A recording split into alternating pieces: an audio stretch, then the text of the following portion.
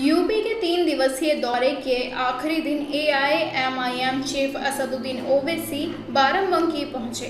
All India मजलिस इत्तेहादुल मुसलमीन के अध्यक्ष असदुद्दीन ओवैसी ने जनसभा को संबोधित करते हुए कहा है कि हम केवल 2022 के यूपी विधानसभा चुनाव की तैयारी नहीं कर रहे, बल्कि हम उत्तर प्रदेश में एक मजबूत पार्टी के तौर पर उभर कर सामने आएंगे।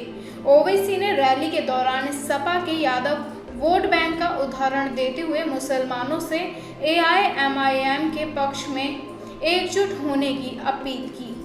ओवैसी ने कहा है कि 17 मई को बाराबंकी में 100 साल पुरानी मस्जिद को शहीद कर दिया गया था। एसडीएम ने 100 साल पुरानी मस्जिद को बिना किसी नोटिस के गिरवा दिया। मैं उसे पॉलिटिकल डेमोलिशन कहूँगा। वो मस्जिद किसी के बाप की जागीर थी क्या, जो उसे तोड़ दिया गया? क्या उस समय सपा बसपा ने इस कार्रवाई के खिलाफ आवाज़ उठाई थी? उस समय केवल मैंने इस कार्रवाई के खिलाफ आवाज़ बुलंद की।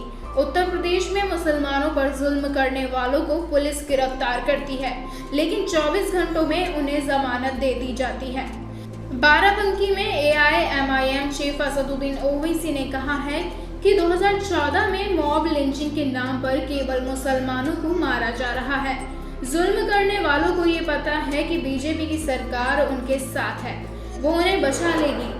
ओवैसी ने सीएए कानून को लेकर भी निशाना साधा और कहा कि ये सरकार केवल भ्रम फैलाने का काम कर रही है। मोदी सरकार द्वारा बनाए गए ट्रिपल तलाक कानून पर भी ओवैसी ने निशाना साधा। उन्होंने कहा कि ट्रिपल तलाक कानून लाकर मोदी सरकार ने मर्दों को और मजबूत कर दिया है।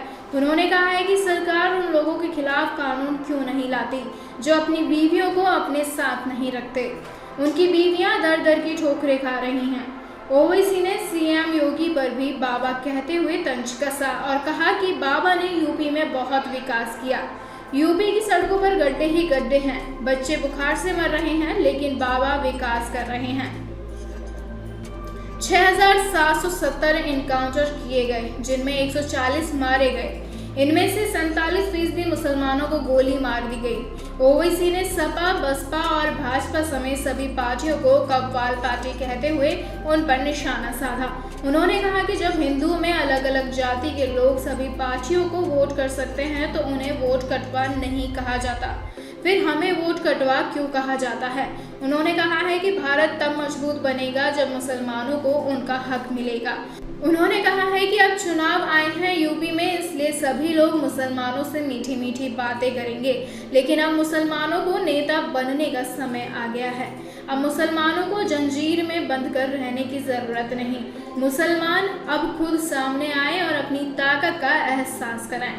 रैली को संबोधित करते हुए ओवैसी ने कहा है कि अब तक मुस्लिम केवल सेकुलरिज्म के नाम पर वोट डालते आए हैं, सपा बसपा को वोट डालते आए हैं, लेकिन क्या ये लोग सभी मुसलमानों का नाम लेते हैं? इसलिए आप सभी मेरे साथ आए, मैं आपकी आवाज़ को मजबूत करूंगा। ब्यूरो रिपोर्ट, नेशनल खबर। हमसे जुड़े रहने के लिए सब्सक्राइब करें यूट्यूब पर, फॉलो करें ट्विटर और इंस्टाग्राम पर, लाइक करें फेसबुक पर और ज़्यादा जानकारी के लिए नेशनल खबर की वेबसाइट पर जाएं। आपको टाइप करना होगा सिर्फ नेशनल खबर।